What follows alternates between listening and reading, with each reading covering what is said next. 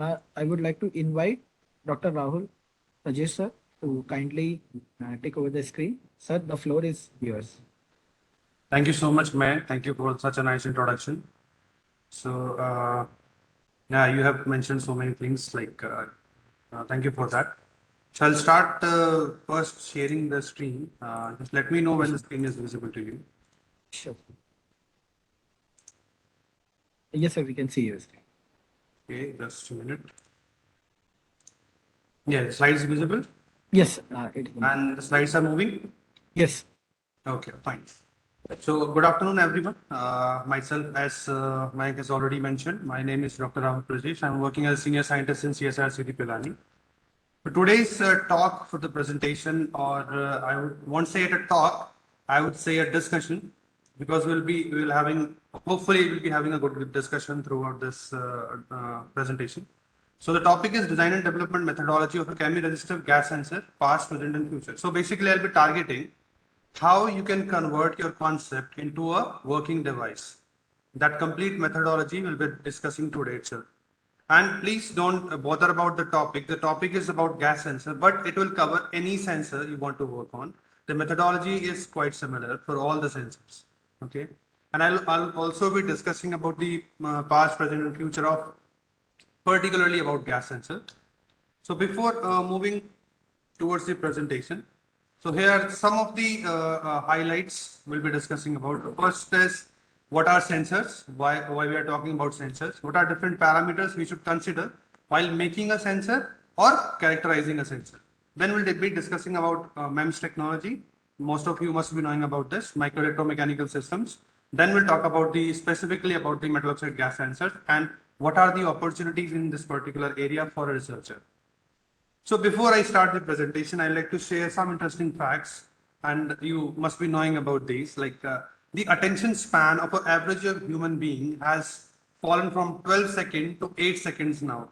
So as soon as you start the presentation, so people will be engaged till 8 seconds, and it will be very difficult to engage them after 8 seconds. So I hope I'll be able to engage you after 8 seconds as well. And as we all know, and it is the post lunch session, and after lunch it is very difficult again to keep the audience engaged. And hope I'll not make all of you sleep. So that's again another challenge for me. So let's start with the materials. Okay, because material is the backbone of any system you want to make. So everything starts from a material. So we need to first discuss about something about the materials. So there are different materials based on the requirements. It may be metallic, it may be sand, gold, plastics, different type of materials you think of when you think of a system. When you start designing or making a system, you think of different materials. And these materials are used to make products or systems. Okay, please listen carefully. These are products as well as systems. So first you need to make some components for out devices, and then use those devices to make a complete system which can perform complex tasks. Okay, now these systems has various parameters based on which we can judge their performance. We can improve their performance. These are the parameters like sensitivity, selectivity, response recovery time, and on top of that, you also need to consider reliability, repeatability, and power budget of the complete system. Okay, so these are the parameters you need to think of when you're thinking about a system or a device. Now, if all these parameters are fine, you are getting good values, and then everything is fine, you are happy. Okay, but what happens when these parameters are not in order? You're having some difficulties. You feel like this device is not working properly, and makes you sad in research in that research domain. Okay, now talking of materials and systems, now we move towards sensors. Why we need sensors? So why people are talking about sensors all the time? Okay, so when you talk about a system, so a system is meant to perform a specific task. Okay, for example, you take an example of a door of your office. Okay, you open the door using a key or biometric lock, whatever it is. Okay, if it is a key, it's a mechanical process. You can open it. Okay, but what comes into your mind? I'm doing this task every day, the similar task I'm doing every day. Why can't we make it smart? Then you think of different smart solutions, like you can fit a camera which detects your face, and based on that it can open the door for you. Or you just put a thumb on door and it opens as soon as you put the thumb. So you're making things smarter by adding different type of components. Okay, now what are these components? These components which makes a system smarter are mostly these sensors. Okay, because these sensors give you some parameters which helps the system to take smart decisions. Okay, when you talk about smart decisions or decisions based on some environmental factors or ambient conditions, that makes your system smart. Okay, so if you add some sensors to a system, you can make it a smart system. Okay, so now your system is smart if you have added sufficient sensors or suitable sensors to the system. That's the one parameter we can fit. We can say this is make them useful. These sensors useful. Okay. Now another important thing is to see the market. Why we need sensors? Because market is going towards that. And why market is going towards that? Because you want your systems to be smarter. Day by day, these systems should be smarter. Now you're talking about smart cars, you're talking about smartphones, smart cameras, everything is becoming smart.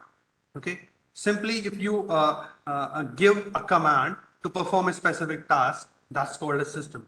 But if you give a command to a system and system puts its intelligence on top of that and gives you situation based answers or situation based actions are taken, then it's called smart. Okay, and this smartness comes from the sensors only. Okay, and then on top of that there is, when you have multiple sensors, then comes the term machine learning, training, artificial intelligence. All these terms come into picture because you want to make it even smarter. Okay, based on different data statistics. Okay, now if you see the market, the demand of these sensors in all the different sectors is increasing day by day. If you see 2015 to 2060, 2026, the demand is increasing constantly. And you see Japan, China, India, South Korea, all the Asian players, everywhere the demand of sensor is increasing. So which makes you, which gives a motivation that the sensor area is a very specific area and very demanding area in present situation. Okay. Now, what are these sensors? What we call a sensor. So normally it's basically a device which senses a particular condition, maybe physical condition, chemical, optical, different type of condition, and gives you electrical output out of that. So we humans, like that's why we call it, we are trying to put intelligence to a system because we humans are considered as intelligent systems. Okay. So why we are intelligent, why we are smart systems? Because we already have these senses like sense of sight, sense of hearing, touch, smell, taste, all these senses we already have. Now, these, when you talk about sensors, another term called transducer is there. So most of you must be knowing, like transducer is a bigger set where sensor is a subset of transducers. Okay. Now in sensors, you have this, now all the sensors, sensory systems we have as humans can be converted to its electrical counterparts. Like sight is converted to cameras, hearing is converted to mics, other than the touch is converted to these touch sensors nowadays. Then you have smell. These smells are now converted to e-nose, or we call as gas sensors. Taste now is also termed as e-tongue. So these are the electronic counterpart, all the human senses. Okay. So we have tried to make the electronic part of all the senses to make other sensors as human-like systems. Now, as I discussed earlier, sensors and actuators, these are the two components which completely makes a transducer. Okay. So, or we can put it like this: sensors and actuators are two subsets which make a complete set of transducers. So transducer is basically what? Converts one form of energy to another form of energy. On the other hand, if you talk about actuator, actuator takes the electrical input and converts that to mechanical output. Okay. And sensors takes physical, chemical, optical input and convert that to electrical. Okay. So any energy to electrical is sensor, and electrical to other energies like mechanical is actuator, and combination is called transducer. Okay, this is a pictorial representation of the same. Now, again, we can take the example of other sensors than we discussed as the human sensory systems. We have thermometers, thermocouple, phototransistors, microphone. All these are the example of sensors. You can see over here, thermometer is taking the physical condition, which is temperature, and converting it to electrical signal, and later on it is displayed on the display. Then thermocouple is again the similar kind of transduction principle. Then you have phototransistors, which takes the photons and gives you the electrical output. So it's taking the optical and giving you the electrical signal. Then microphones, these are taking the mechanical vibrations and giving you the electrical signal. So different energies converted to electrical. Basically, that's the sensor. Now there are different parameters. As we discussed for systems, there are different parameters. Now you need to understand what are these parameters to make a complete system. Okay. So first is sensitivity, or sometimes we also call it response. So this is basically the slope of characteristic curve. So what is the characteristic curve? It's the output versus input quantity curve. The slope of this particular curve will give you the sensitivity, or sometimes also called as response. The another parameters are accuracy and precision. So you all must be knowing about this. You can see these four examples where you see, and this first case is highly accurate and precise. So accuracy means how close you are to the actual value. Precision means how close all of your measurements are. So if you make the multiple measurements, if they all fall into the same group or closer to each other, that's called the precision. So these are the four examples where you see the high accuracy and precision. These are very close to each other, so they are precise but not accurate because they are away from the actual value. This one, the average of all the values if you take will come close to the center value. So it may be accurate but not precise because all are spread away from each other. Then you have spreaded values, so it's not precise, and also away from this the actual value, so it's not accurate as well. The other parameters are like error. Now these error may be percentage error, absolute error, or relative error. There are different type of errors, but basically what it represents the measured value deviation from the actual value. Then comes the linearity, which shows how linear your sensor is. Then response time, which is 90% the time taken to reach the 90% of the saturation value. That's what the response time is. Similarly, you have recovery time, which gives you the time of how much time your sensor is taking to recover 90% of the initial value. Now, once you understand all these concepts, you understand what are the different parameters important to make a sensor, then you start the journey of sensor development. And this journey of sensor development is basically start with a concept. Okay? So you have some concept in your mind. What this concept will include? This concept will include what are the inputs and what will be the output of your sensor. Output, obviously, it should be electrical output, maybe current, voltage, or whatever electrical parameter. That basically gives you the first thing of concept. Then you think of transduction principle. This input will be converted to output based on this transduction principle. So what will it be kind of a piezoelectric type of device? Will it be a piezoresistive type of device? Will it be a mechanical deflection based device? Okay, that concept you will formulate over here. Once that is done, you will start the physical modeling of the device, physical or mathematical modeling of the device using different tools like MATLAB or any other tool of your interest. Then comes the simulation. So if you see like a mathematical model is working for my structure, for my concept, then you go for simulations where you can vary different parameters and see what is the optimized design for your structure or device. Okay, so you can use different tools like COMSOL, commutative analysis like that. Then once that is done, you take that design and make a layout out of it. So these layouts are made in LEdit or different type of software tools, which can give you different layer designs. Okay, so different layers on the device that is designed in this particular software. And all these layers are basically called as mask. Now they can convert into mask, which will be helpful in making different lithographies on the wafer. Now, these mask layouts are converted into masked plates, different type of mask plates based on the requirement. It will be dark field or bright field. Then using that, you will fabricate your device using the standard unit processes. Okay, we'll discuss about some of the processes.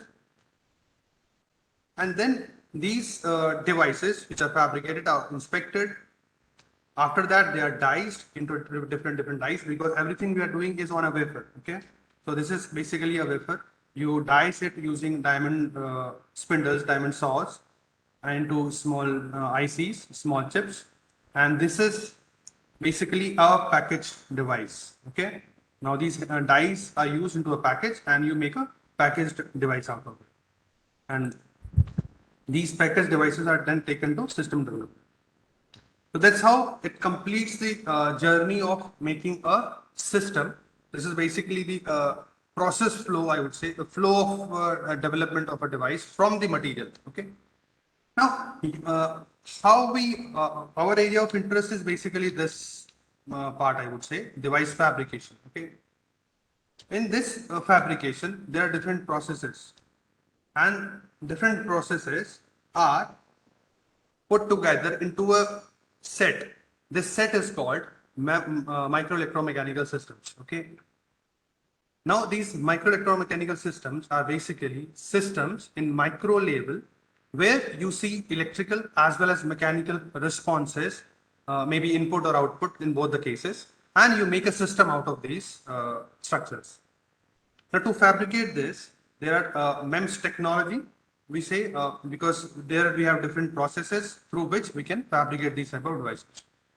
So if you split it into different words, you see this is a micro electromechanical system. So you have very small electromechanical systems which are very small, maybe 1 mm, 2 mm, 3 mm, these type of devices. And if you just to have a relative idea of the things, you see this is the size of human hair, 100 micron, that is the typical size of human hair. And in MEMS, we are discussing about 100 nanometers to 1 mm. These type of dimensions we are dealing when we talk about MEMS. Okay. So what are different applications where MEMS is being used? So very first example is the inkjet printer nozzle, where they made the micro nozzle, which has different actuators, and once you actuate these actuators, the ink will come out as a droplet, and these droplets are then placed onto the printing substrate, maybe paper or whatever it is. Okay. Now these droplets, that's why you must have seen somewhere you see that resolution in DPIs, dot per inches. So these are called dots because all the printers are printing in form of dots. Okay. Then another example is these digital micromirror devices. So these are basically the actuators which deflects the light into different directions. Okay, different directions as per the desired scheme of lighting. Okay, and these mirrors are very small, tiny devices, are used in sophisticated projectors nowadays. Then you have accelerometers. You must have seen like these. It helps in airbag deployment when you see the sudden brakes or sudden acceleration decrease. Then these airbags are deployed. So these accelerometers basically measures your acceleration and helps you take some important decisions. This is what I was talking earlier. These smart systems. Now this car is smart enough to make a decision when to deploy the airbag and when to not. Okay, so that's the beauty of these sensors, and these sensors, this is how they make the system smart. The other applications are these gyroscopes. You must have seen your mobile phones. As soon as you rotate your mobile phone, and if the auto rotate is on, it will automatically adjust the screen size. How that happens? Because there are the different sensors in the device, which are like gyroscope and accelerometers. These gyroscopes can sense the angular motion. Okay, and based on the angular motion and the position of the phone, it can actually take decision that you need to make the screen bigger or smaller. Okay, that's where comes the smartness in the system. Okay, based on the sensor. Then you have pressure sensors. These pressure sensors nowadays are being used for a very important application in automobile. It will continuously give you the pressure values in your tires, which is very important because a lot of accidents are taking place because of the reduced air in the tires. Another one is this CMUT, capacitive micro machine ultrasonic transducers. These transducers are very important for non-destructive testing of structures, different structures, big structures. So you have a mechanical waves going from one sensor to surface and then being detected by the similar type of sensor. Okay. So one is working as a transmitter, another working as a receiver, and you, based on the received signal, you can guess the surface, whether it is there is a crack on the surface or not, it is defected or not. Those type of decisions can be taken with the help of these type of sensors. Okay. So that's the basic idea of different type of sensors that can be fabricated by using MEMS, and what are the different application of these sensors. Now, why we are talking about MEMS? Why not the other sensors like why only these micro electromechanical systems? So there are other sensors as well, which doesn't include MEMS. So simply, if you talk about temperature sensor, it's not a MEMS device. Okay, but there are different advantages of MEMS devices. Okay, where there are sophisticated tasks which are not possible with these simpler sensors. Okay, so these are can be made very small, and these are actually, if you talk about in that term, like if you compare the simple temperature sensor and a MEMS device, so you will feel that it's simply a sensor. The temperature sensor is simply a sensor, whereas we call these as systems. These MEMS sensors as systems because they perform a complicated task, which is not a very kind of singular problem. Okay, that's why we say what are the advantages of MEMS, because we can make complicated systems on chip. Then you have fabrication process. This is very compatible to the microelectronics industries, and the same thing can be deployed at a mass level. Okay? So, and it also reduces time, cost, and gives you very good yield because you can because these processes are standardized. Okay. Now, what we do in this fabrication thing, we start from the sand. We take a silicon wafer and we process everything onto this silicon wafer. Now, how the sand is converted to silicon? You must have studied this different processes of making silicon wafer, Zuchralski method, closed zone method, different type of methods are there. Okay, so this is the pictorial representation of Zuchralski method, where you take the sand and you make the metallurgical grade silicon out of it by melting it to very high temperatures, then process it and make the polycrystalline silicon out of it, and further heating will, you must be knowing, like the amorphous state of any material can be converted to polysilicon if it is heated, then it can be converted to single crystalline, it is further heated. Okay, so amorphous to polycrystalline and then single crystalline. That's what we do over here. So these sand are amorphous in nature, then you heat it at higher temperatures to make polysilicon, and that is further heated to make single crystalline wafers. Okay, and these are formed into an ingot, and as ingots are diced into silicon wafers. Now, if I brief you about the semiconductor fabrication process, which are used for MEMS as well, so I would try to give you a comparison of a PCB, where you must have seen some tracks, and these tracks are on copper. Okay, so what you do in this particular example, what you so you have a FR4 substrate or other substrate for that matter thing. You have a FR4 substrate. On top of that, you have copper film. Now, this copper film is patterned in different designs. These designs are basically your circuit tracks, and you remove the unwanted material. So what is happening over here? First step is you are depositing the copper material. Second step is you are patterning the copper into desired pattern. And third step is you are removing the unwanted material, which is called etching. Okay. So basically we are following three steps. First one is deposition. Second is patterning, which is also referred as lithography. Then you have etching, where you remove the unwanted material. Besides that, there are other important parameters of process of MEMS, like chemical mechanical planarization, ion implantation, diffusion, such that. Okay. But to give you an idea, the comparison, what happens into silicon, I have given you the example of this PCB.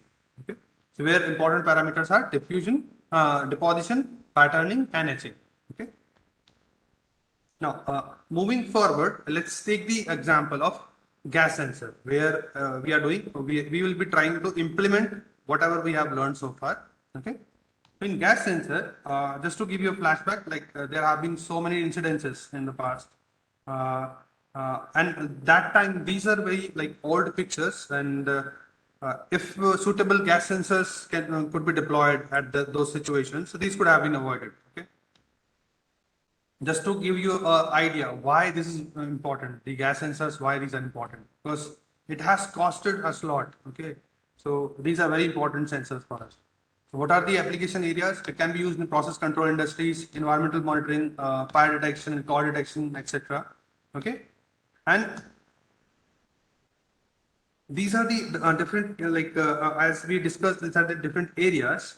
Now, moving towards the gas sensor, what is actually a gas sensor? It's basically a device which can detect even a small concentration of the gas. Okay. Now, your nose can smell. Okay, but there are different gases which don't even smell, like LPG. You must have heard. Okay, LPG doesn't have a smell, so that's why there is a additional smell that is added to LPG, so that you can sense if it is leaked. Okay, because it's a hazardous gas, and you need to know if it is leaked. Okay. That's one way of eliminating the problem. Another way can be you can install a LPG cylinder which can give you alarm even if it is a very small kind of leakage. Okay, because we have some limit. We can not detect very small concentration of gas by our nose. Okay, that's why it is very important to use the electronic version of the nose, which is gas sensor. Now, these are some of the examples. This one is dog nose. You all know, like dog nose has at least 6 to 20 times more receptors than the human nose. Okay, depending on the different type of dogs, we have many folds of more receptors. That's why dogs are preferred for these sniffing, detecting some malicious objects, and because the sensitivity is very high. Okay. Another picture is of a canary bird. This is a bird which was used in the ancient past, like maybe in 40s or 50s. This canary bird was what to send to mines, and if it stops singing, that means there is some hazardous gas present in the mines, and you won't go inside that. Okay, so that's a way of detecting some poisonous gases inside the closed areas. Now, these are the different technologies that can be used to sense this gas. Okay. Now, you have the input parameter is fixed. This is gas. Okay. Now, based on this gas, you need to give some electrical information, how much gas is present. Now, to convert this gas concentration to electrical parameter, you have different technologies, or I would say transduction principles. Okay. Now, first one is resistive gas sensor, where presence of gas will change the resistance of that particular material, and you will measure the concentration based on the change in resistance. Another one is capacitive gas sensor, where you will see the change in capacitance. So this capacitance change may be because of the dielectric constant change, okay, or maybe some other properties, change in some other properties like area, swelling of the material, maybe because of that. Okay, so ultimately the capacitance is changing because of the presence of gas. Then you have acoustic gas sensor, where the resonance frequency of the sensor is changing. Then you have optical gas sensors, where the optical properties like refractive index, absorption, reflectance, all these properties are, any of these properties are changed. Okay. Now, if you talk about different technologies, we see that resistive gas sensors are the most explored kind of sensors in this area, in gas sensor area. And these these type of sensors have various advantages as well, because these are simpler to fabricate. The electronics is simpler to make. Okay, so these are some of the advantages of these type of sensors. Now, if you talk about resistive gas sensors, here you have two important components. The first important component is the micro heater, and the other parts are electrodes and sensing film. Okay. So first component, as I mentioned, it is a micro heater. Why you need a micro heater? So as I told you earlier, you have a gas concentration which will interact with your surface, and this surface is basically your device. Okay, this gas will interact with your device, and this device will give some electrical output. Now, this electrical output is dependent on the gas concentration. Now, this gas will interact with the device only at a particular temperature. Okay, so there will be some reaction, and this reaction will happen only at a particular temperature. So, to provide that temperature, we have an inbuilt micro heater in the device. And to measure the resistance, we put some electrodes in the form of interdigital electrodes on top on the sensing film. So this is the typical structure. You have a substrate, then you have a micro heater, then you have a passivation layer, electrodes, and sensing film. So this micro heater will give you the required temperature so that the reaction on the surface can take place, and with the help of that reaction, the resistance of this sensing film will change, and these electrodes will help you measure that resistance. Okay, so that's basically the complete system of gas sensing. Now, if we go start from the history, where the very initial type of resistive gas sensors were Taguchi type gas sensors, where you had a ceramic tube, and inside the ceramic tube there was a coil of heater. Okay, so there was a spiral kind of spring type of structure which was used as heater, and on the ceramic we have electrodes, and on top of electrodes we have sensing material. Okay, so these heater is given some voltage so that a temperature is achieved, and this material, this sintered SMO, semiconductor metal oxide, is at a particular temperature. As soon as the gas is there, the resistance of this material will change, and the resistance will be measured by these two leads, these orange color leads. Okay, this was the very initial type of gas sensor. Then comes the thick film type gas sensors, where we use flat substrates, and one side of the substrate is heater, and on the other side we have sensor electrodes and the sensing material. Okay, but what was the problem in this type of structures? The structures were very bulky. This complete substrate was heated, so which makes the power consumption of the device very high. Okay, so you have heater at the back side, so the temperature will reach to this sensing element only after the complete substrate is heated. So this will take very much power, because you all know that power consumption is based on the joules heating, which is ms delta T, and thermal mass is very important in that particular case. Okay, then comes the thin film type of devices, where you don't need to heat the complete substrate, and this material, the sensing material, sitting on a very thin membrane.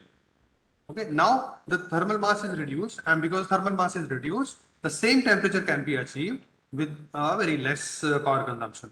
Okay, then comes the next generation of these devices, where you are not using thin film, you are moving towards 2D materials, 1D materials, or 0D materials.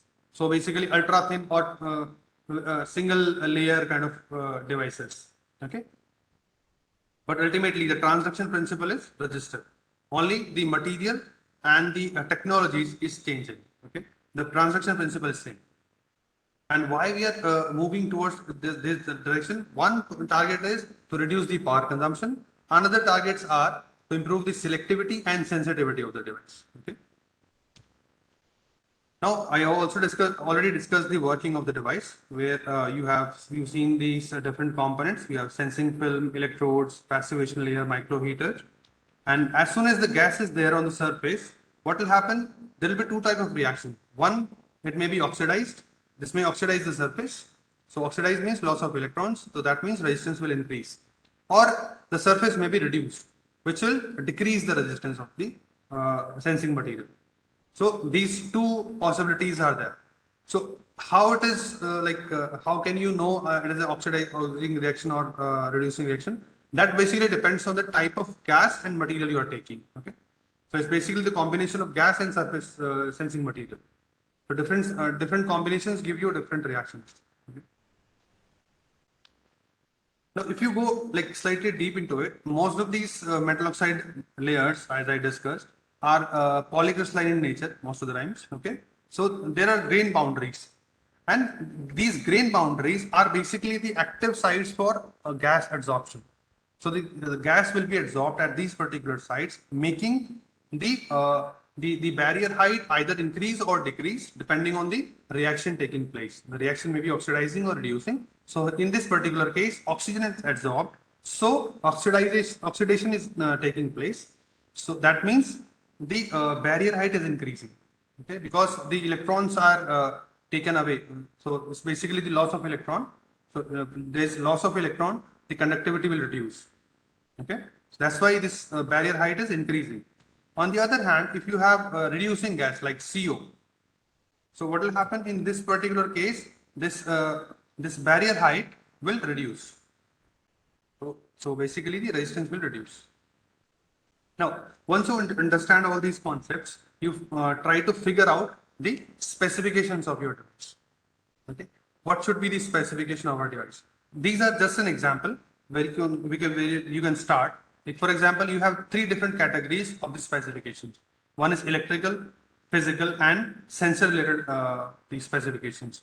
So electrical basically means what should be the voltage, what should be the current consumption, what should be the maximum resistance of your micro heater at a particular temperature, what should be the initial resistance. Okay, so these are some of the electrical properties, specifications you should take care. Then you have physical specifications where you will decide what shape of the micro heater you should take, what should be the line width, what should be the length of the line, so what should be the thickness. All these physical things you should consider in this particular category. Then you have sensor related thing where you can discuss about the concentration of the targeted gases. So for example, you are targeting ammonia, you need to understand these are the OSHA limits for ammonia, and your device should be capable of sensing this low concentration of the ammonia. Similarly, if you are targeting CO, this is the OSHA concentration, permissible exposure limit for the particular for carbon monoxide. So your device should be capable of sensing this low concentration of carbon monoxide. So that's how you formulate your specification for the device. Then you take one component at a time and design that component. Okay. So first component is micro heater. So how do you approach the design of this particular component? So this is basically a resistor. Okay. So if it is a resistor, the resistance of the device is important. And when you talk about heaters, it's basically you're trying to dump the electrical energy so that the device is heated. Okay. So it's basically should be resistive in nature. So it should be a material which is resistive in nature, which resists the flow of electrons so that heat is produced. Okay. So it should not be very good conductor. It should be actually a bad conductor. Okay. But it cannot be a very high resistive kind of device. Otherwise, it will take very high voltage. Okay. Then another part is you want to have this micro heater at a specific area. So that geometry of that particular micro heater is also very important, because you need to uniformly heat that particular area. So if you want to uniformly heat that particular area, the design of that heater is very important. So these are some of the designs to consider. So you approach the literature, see what are the different geometries people have taken. Okay, and then you try to simulate these designs, and if possible, come out with your new design which gives you better uniformity. Okay, that's the way to approach. Okay, so these are different designs which can be tried to get the uniform kind of heater. Okay.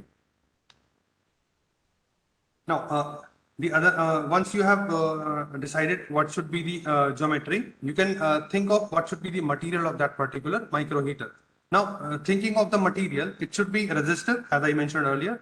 It should be available. The cost should not be very high. So what are the options you have? Platinum, nichrome, tungsten. These are the materials which are normally used for heaters. Okay. So you need to consider the stability of these materials, which should be chemically stable. So for example, if you take nichrome, so it's a very good heater. It's not very high cost. It's available, but the problem is it will get oxidized very easily at higher temperatures. Okay. Similarly, tungsten has a similar kind of problem. It gets oxidized. And if it is oxidized, the material is changed. Now, if the material is changed, the properties of the heater will not remain same. The performance of the heater will not remain same. On the other hand, I've used platinum, which is a noble metal. So noble metal, it won't react with the oxygen easily. So it won't make oxide. So it's chemically stable. If it is chemically stable, and it has very high melting point, so it's physically stable as well.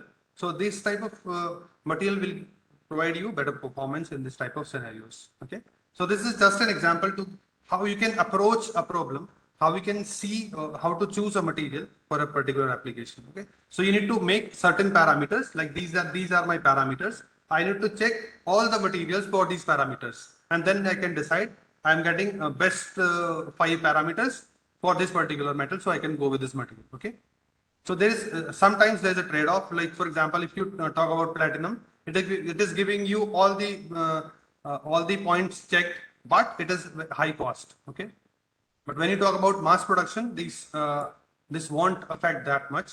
Okay, so there has to be a trade-off. Then you have geometry, as I mentioned earlier. You need to have a uniform heating, so that accordingly you need to choose a geometry.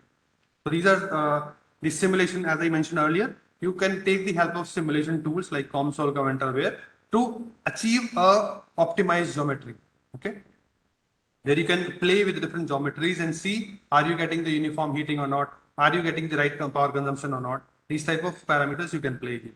Okay. Then you have Joule. This is the principle of heating. Why I'm talking about the principle of heating? Because if you know this principle, then only you can optimize things. Okay. Otherwise, you won't be able to optimize. So as you see over here, this heat is ms delta T.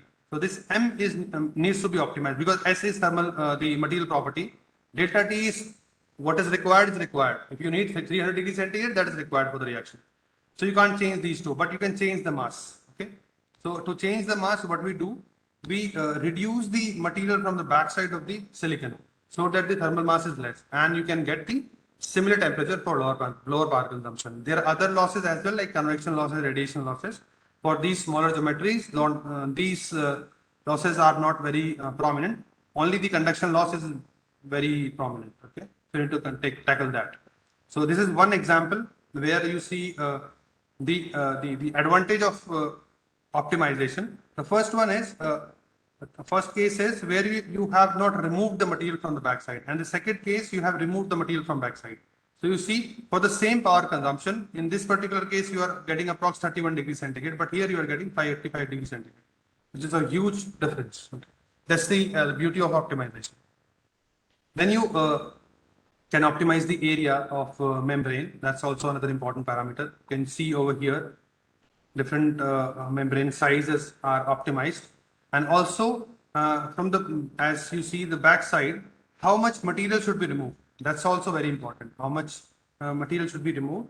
In this particular case, if you see, if zero silicon is left, the power consumption is very low compared to the other cases where you have 369 micron silicon left. So these are the ways to approach your best design. You play with different parameters and optimize the design. Similarly, the interdigital electrodes you are using for measuring the resistance. Here you have two important things to optimize: the number of fingers and the gap between two fingers. This can be optimized to achieve the best performance of your device. For example, if you have the resistance of the sensing body is very high, in that particular case you need to put more fingers so that you have more parallel resistance, more resistance in parallel, and the net resistance is reduced, and it is in measurable range. Okay. If it is the sensing film has very low resistance, in that particular case you won't need that those many fingers. Okay. That's just an idea to like how you can start with. Then you have sensing film. You need to see what gas you are trying to target, and based on that you can choose your sensing material, maybe different metal oxides. And nowadays, like, it's not limited to thin films. People are trying with 2D materials, 1D, 0D materials as well, so that the sensitivity is improved. Now in sensing film you have different parameters. You see, like, how I have planned this whole structure is I'm trying to figure out what are the important parameters to optimize that particular component. Okay. Here in electrodes, I have mentioned two parameters. It may be more than two. Just to give you an idea, there are two parameters. In micro heater, I have mentioned 2-3 parameters. You need to consider those parameters and optimize the thing. Here also in sensing film, you have these parameters you can optimize before testing the film. Okay. You can optimize the stoichiometry of the film. For example, if you are talking about SNO2, it should not be SNO or SNO3, any temporary compound like that. Okay. Otherwise, it won't give you the desired results. Then thickness of the devices, thickness of the sensing material is very important. Grain size are very important. As you can see over here, with thickness, the response is changing. So there has to be a optimum thickness which gives you the best response. Okay. We can discuss why this is like that if you have questions. Then grain size is very important because as I mentioned earlier, the grain boundaries are the active areas where absorption is taking place. So if you have more grain boundaries, you may get more response. But on the other hand, if you have very like large number of grain boundaries, the material will tend to go to amorphous side, which is not desired. Okay, so you need to have a balance. Then you have resistivity. Resistivity cannot be very high or very low. Otherwise, you will have problem in measuring the values. And then once those things are done, you have optimized, you simulated your thing, you make a layout. And based on the layout, you go for fabrication where you first fabricate the micro heater, the electrodes, your sensing film, and you remove the material from the backside so that you have a complete device with you. And then you package the device and interface with the electronics. That gives you the complete system of gas sensing. Now, once that is done, you need to evaluate your device. Is it working as per the requirement or not?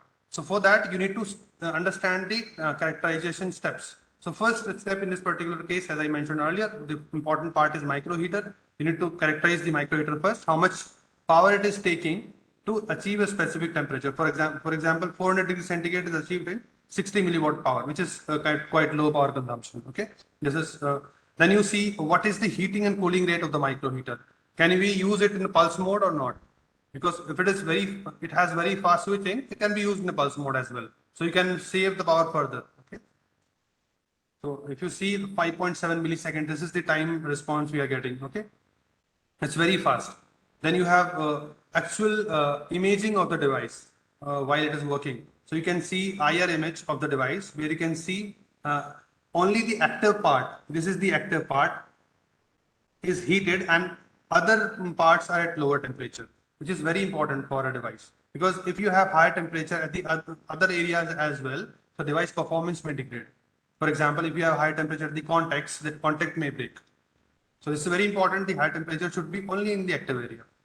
Then you come to the characterization of sensing film, where you characterize the device with FESM, AFM, XRD, all the characterization you do and check whether your film is as per the requirement or not. Then you finally go for the gas sensing characterization and gas sensing test characterization in the testing setup. This is a tentative setup we have at CD. So this is your mass flow meters. Then you have this chamber where the sensor is placed, and the sensor is controlled by the power supplies, and the resistance readings are monitored on the multimeter. So there are two types of measurement you can make: static or dynamic. So static is basically you insert the gas into chamber and measure the resistance. That's static. And in dynamic, you continuously feed the gas inside the chamber and keep on monitoring the values of the resistance. So these are two type of measurements. Depending on the requirement, you can switch to any of these type of measurements. So this is basically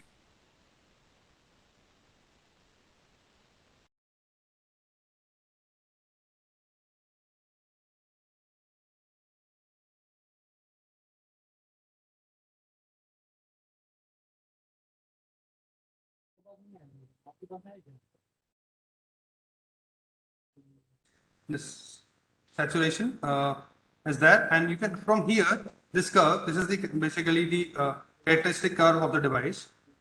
Here you can calculate the response as well as the response time, recovery time. All those parameters can be calculated from this. Okay. Then this is the gas sensing characterization. So this is the characteristic curve. From here you can calculate response time, recovery time. Okay.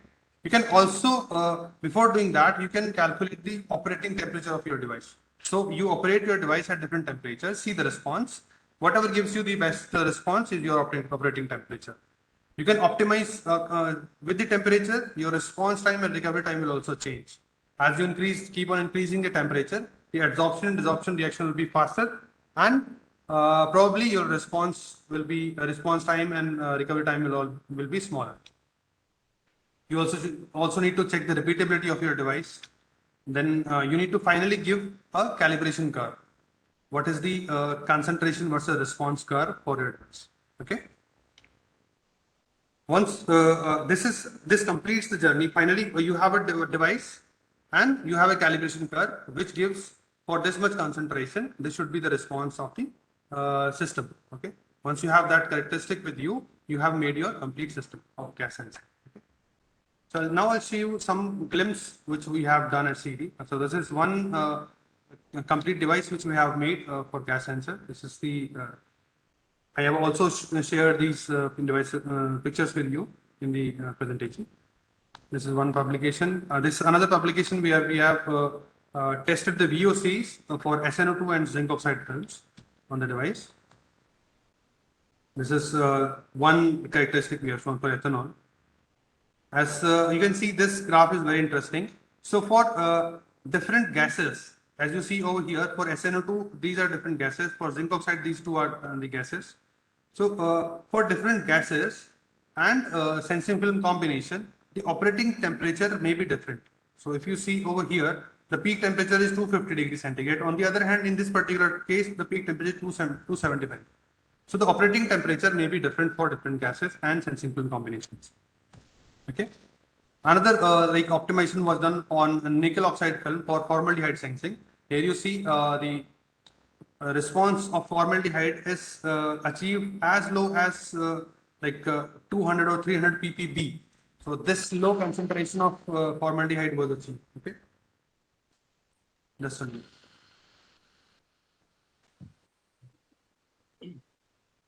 Okay. So these around 200, 300 ppb, this kind of low concentration of formaldehyde we were able to detect. These are the final devices. As I mentioned earlier, you need to finally package the device and interface with the system, which gives you the final product. This is the final product which we have achieved. Like these are for different gases. And finally, you see the concentration of the device at the interface. Okay, so this is for ammonia, this is for H2S, this is for CO. These are the three different systems which we have made. And this is the final package device. So in this area, what are the current challenges? I have discussed the good pictures, what are like we have done this, and all that. What are the challenges we are facing, and what are the challenges with this technology right now? So one thing is it works on a higher temperature. Okay, so that if you can figure that out, people are working in this particular direction. People are trying to make room temperature sensors. Room temperature sensor means the sensors which work at room temperature. Okay, and you don't need a micro heater for that. So that will reduce the power consumption. Selectivity of sensing of gases. Now, these materials are not very sensitive, are not selectively sensing for a particular gas. So, if it is designed for CO, it can also give you some response for H2S or ammonia. Okay, so that's called the selectivity for cross sensitivity. So, you need to improve your selectivity of the device. And you need to explore cost-effective solutions. Effect of environmental parameters are important. Okay. So these are the recent areas of, based on these challenges, people are working on room temperature sensing, use of nanomaterials, as I mentioned earlier, 2D materials, 1D, 0D materials. Screen printed low-cost solutions are also being explored for, because these sensors would be required in numbers. Okay? And so the cost is a very important factor to address. And we can use sensor arrays to make a precise estimate of gas. Opportunities, I have also already mentioned, these are different areas where you have opportunities in this particular direction. Some of the facilities we have at CSIR-CEERI can show you just to have give you an idea. Most of you must be knowing about it, but just to give you a glimpse. Thank you. If there are questions, we'll be happy to answer. Thank you, sir, for sharing such an interesting stuff. Now the participant, now the floor is open. If you have any question, kindly unmute yourself and ask. Thank you, sir. In device characterization, as you mentioned, the characterization of heating element, that is microheater, we see often the heating element gets removed from the glass surface. Okay. Are we able to change the base from glass to any other element which have better adhesion with the heating element for the rugged use? Okay, very good question, Vikas. So it's very right. when you talk about thermal things, thermal management, okay, so you have two different layers. One is metal, another one is glass, okay. So these two have different thermal expansion coefficients, okay. So one will expand faster, another will not. And because of this mismatch, what will happen? The top layer may peel off, okay. Yes, sir. This may be removed. So to avoid that, you need to have a matched layer. So you may use titanium, chromium, these type of devices, layers in between. This may improve the adhesion, and after deposition, you should go for an annealing step. Okay, Yes, sir. Yes, sir. you should go for an annealing step, which will help you. What will happen in the annealing? So this the matching layer, as I mentioned, titanium or chromium, will slightly diffuse into the metal on the top and slightly diffuse in the glass. So which will give you a better binding. Yes, sir. And coming to your second question, if you want to change glass with another substrate, so silicon is the best material, you can go with that. But silicon will have very high power consumption. Okay. Yes, sir. And on the other hand, you can work with alumina. Alumina will give you very good adhesion. But again, it has, so how do you choose the substrate? That's a very interesting question you have raised over here. Yes, sir. The substrate should sustain high temperature. The substrate should have low thermal conductivity so that the power consumption is low. Okay. So you can go with alumina, you can go with silicon, you can go with glass. If you are going with glass, the thermal expansion mismatch needs to be addressed. That can be addressed by titanium or chromium. Okay. Yes, sir. Yeah. Sir, Oh, one small Yes. question also. yes, Vikas. Sir, is there any chance to sense the gas without using the heating element? My question will be very okay, sir. Definitely, that's quite possible. As I mentioned in the last slide, people are now trying to work with room temperature devices where you don't need a micro heater. And that will be Yes, possible only with the help of good sensitive material. Okay. yes, sir. So if you are working with nano materials like 2D materials, 1D materials, 0D material, in some cases thin films like NIO and all these materials are giving you some response at room temperature. Okay, so it's very possible. It's not like that. Will not work. It might Yes, sir. work. Okay, but in some cases you need to have high temperature. Yes, sir. Okay, sir. Thank you, sir. Okay. Hello, sir.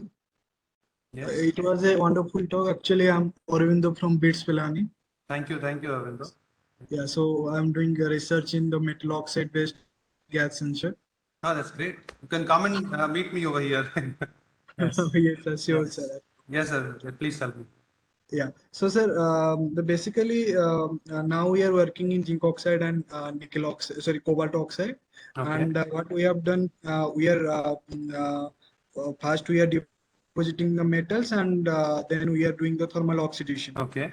to make the oxide films. Understand? Yes. And then Understood. we are, Yes. yes, sir. Then we are going for gas Electrodes. sensing application. Electrodes. Okay. Yes, sir.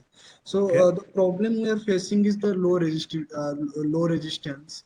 As Okay. we confirmed in the characterization in FSM or XRD, there are, I mean, in XRD there are no peaks of still zinc or cobalt. Yes. There are all the peaks we are getting is zinc oxide or cobalt oxide.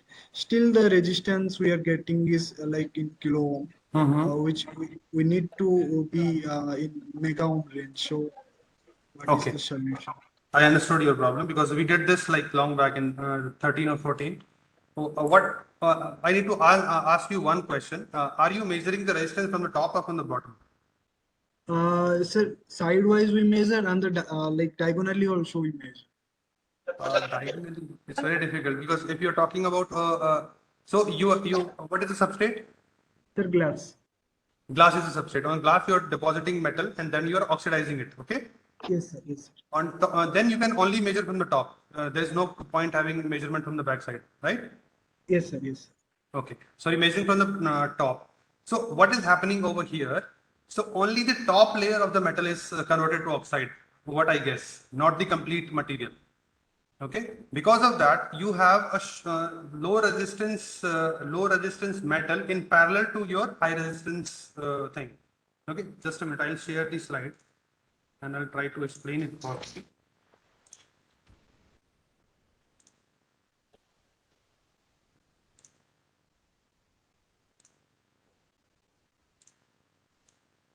Okay, the slides are visible, right? Yes, sir. Now, in your case, probably what is happening? So this is the top layer and this is the bottom. Okay, so top layer is converted to oxide, but there are some part of the material which is not converted to oxide. So what is happening? You have two resistance in parallel. Okay, and you are measuring from here. So this is the resistance R1, this is R2. Now R1 is high and R2 is very low. So when you have two resistances in parallel and with one resistance which is very low, so this will dominate, this resistance will dominate, okay? So if you can convert your device completely into oxide, complete layer, then you will have high resistance for sure. So you need to increase the oxidation time. That's you can try. I thought the same also. Actually, I have done the oxidation at the same temperature for I just increased the duration, and then I got the resistivity little high.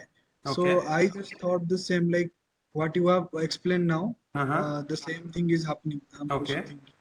So we have to do oxidation for twice or thrice at the same temperature to make it completely oxide. Yes. Okay. That's what very important. But what will happen in this particular case, as you increase the oxidation time, basically you are trying to anneal the sample more. Okay. So what is happening there? The grain boundaries, if they are forming and you increase the time, they will try to merge. And if these grains are merging, you will have reduced resistance. So you are trying to increase the resistance, but it is also reducing because of the merging of grains.